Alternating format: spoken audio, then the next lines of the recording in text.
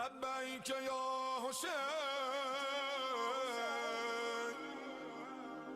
لبیک یا حسین لبیک یا حسین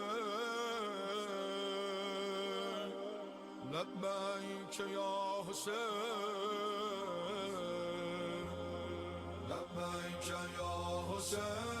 ماں کہتی تھی اٹھ جا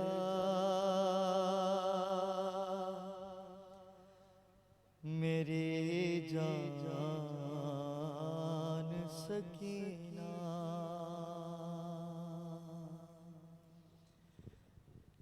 ماں کہتی تھی اٹھ جا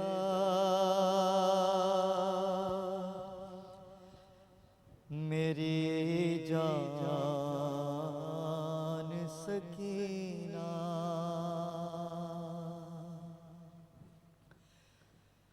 اٹھ گئے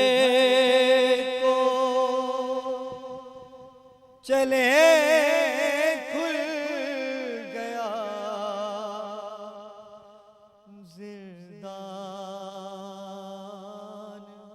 سکینہ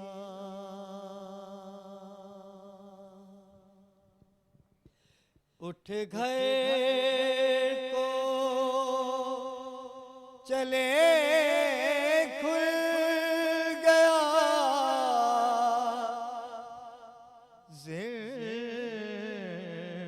زندان سکینہ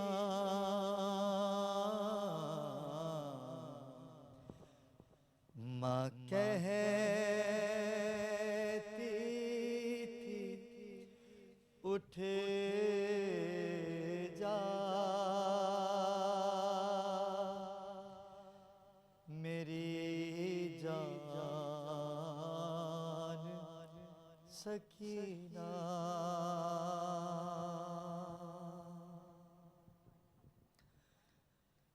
بندے جو تیرے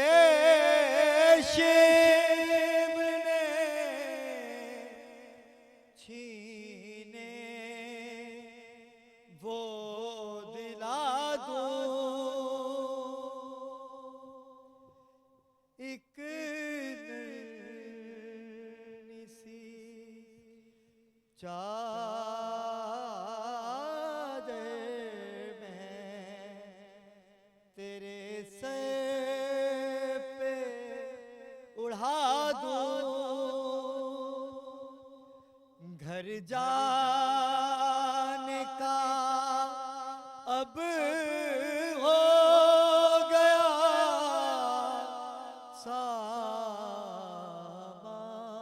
سامان سکینہ ماں کہتی تھی اٹھ جا میری جان سکینہ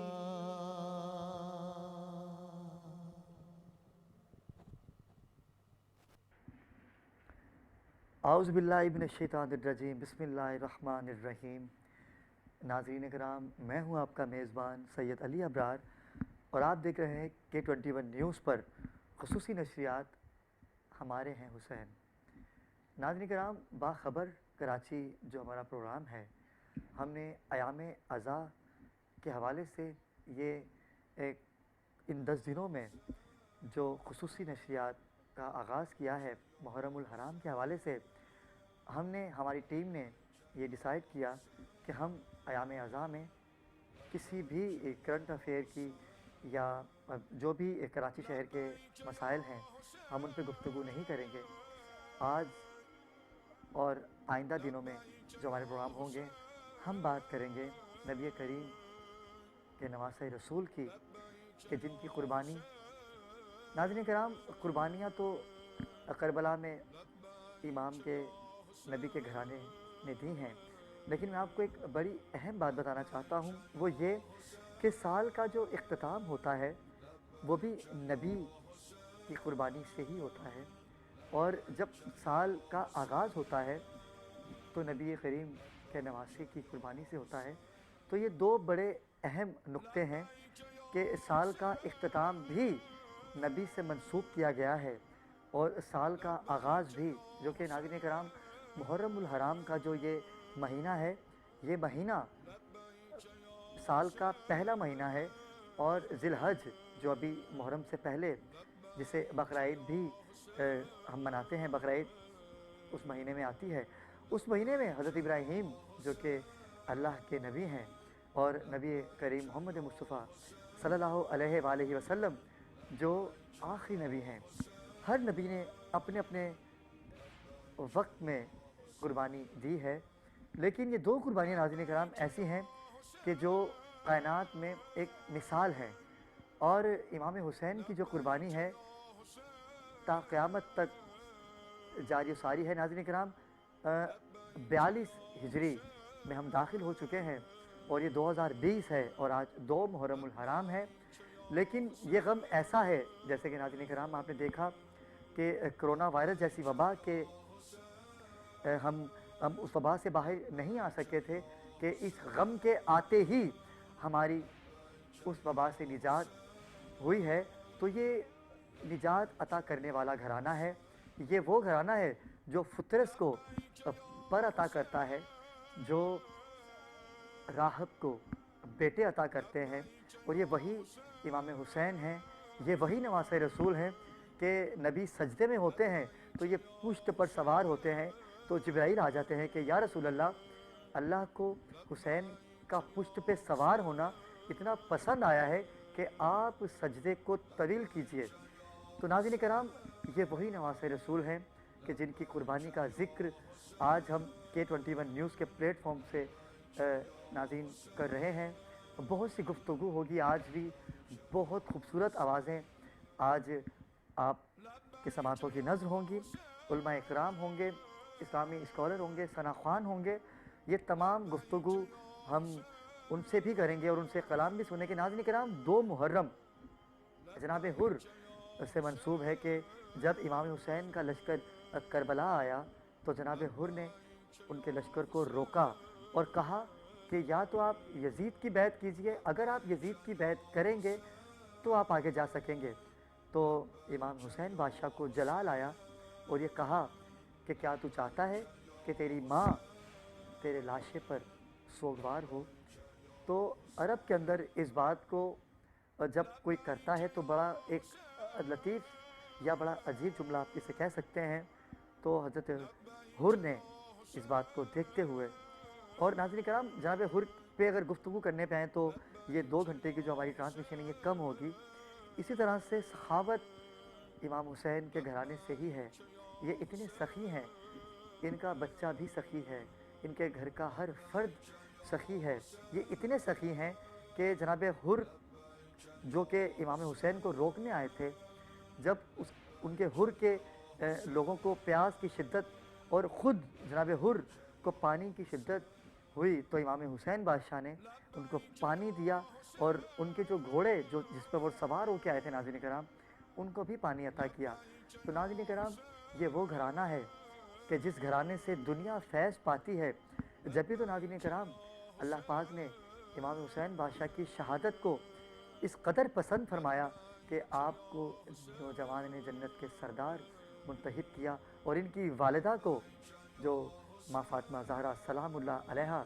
جو خواتین عورتوں کی جنت کی سردار ہیں، لیکن کچھ لوگ یزیدی صفت لوگ آج بھی اس پاک ہستی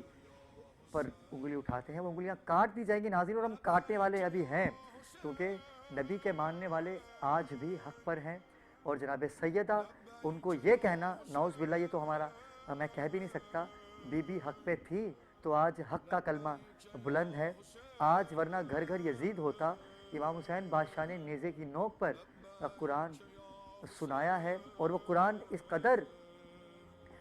شام کے بازاروں میں جب یہ جناب زینب سلام اللہ علیہ اور جناب سجاد جہاں جہاں جاتے رہے تو نوق نیزہ پہ یزید سر کو بلند کر کے اپنی جیت کو لے کے ان کے سروں کو ہر بازار کے ہر چوراہے پہ لے کے جاتا تھا، کھڑا کرتا تھا، اور امام حسین بادشاہ کا سر اس وقت بھی نوک نیزہ پر قرآن کی تلاوت اور اپنے نانا کا کلمہ حق بلند کرتا تھا۔ تو ناظرین کرام، یہ کہنا کہ بی بی حق پر ہیں یا نہیں تھی، یہ بات جان لیں کہ آج جو ہم ہیں، جو اناج جو ہم کھانا کھاتے ہیں، یہ سب محمد و آل محمد کا صدقہ ہے، یہ نبی کریم کی نالین پاک کا صدقہ ہے۔ آپ نبی کو تو مانتے ہیں، یقیناً آپ ان پر اپنی جان بھی قربان کرنا چاہتے ہیں، لیکن آپ ان کو بھی تو مانیے، ان کی بیٹی ماں فاطمہ زہرا سلام اللہ علیہا